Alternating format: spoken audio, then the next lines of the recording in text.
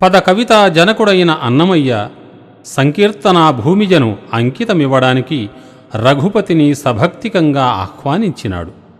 భక్తుని మొరలను స్వీకరించి మిథిలకు వెడలెను కోదండపాణి. కఠిన శిలారూపాన కానలో పడియున్న కామిని పాపమును కడిగినది శ్రీరామ పాదం. వసుధను గొలిచినది, బలి తల మోపినది, బ్రహ్మ కడిగినది ఆ పాదమే కదా.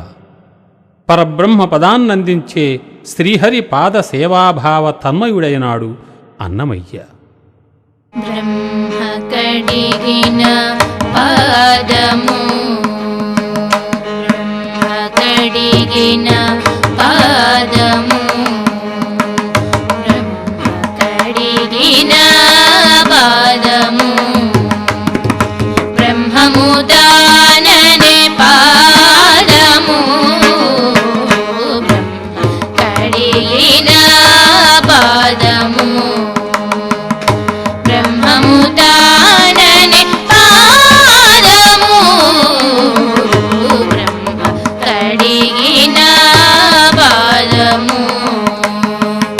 బ్రహ్మము దాననే పాదము, బ్రహ్మ కడిగిన పాదము.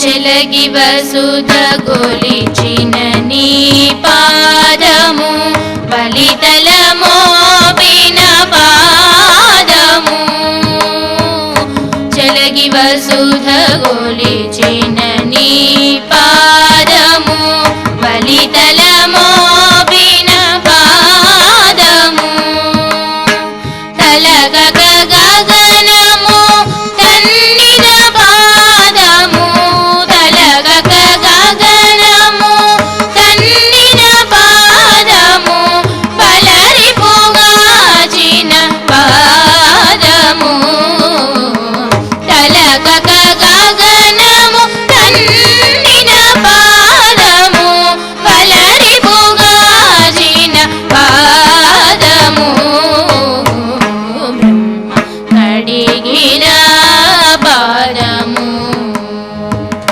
బ్రహ్మము దాననే పాదము, బ్రహ్మ కడిగిన పాదము.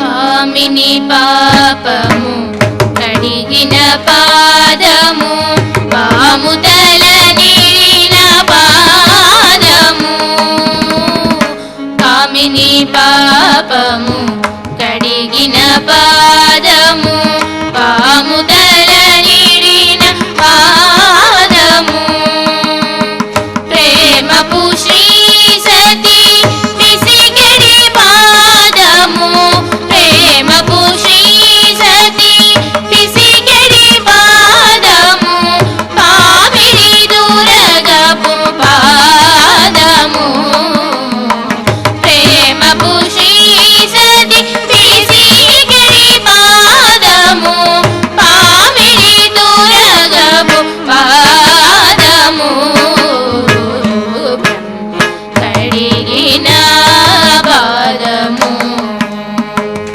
బ్రహ్మము దాననే పాదము, బ్రహ్మ కడిగిన పాదము. పరమయోగులకు పరి పరి విధముల వరమొసగే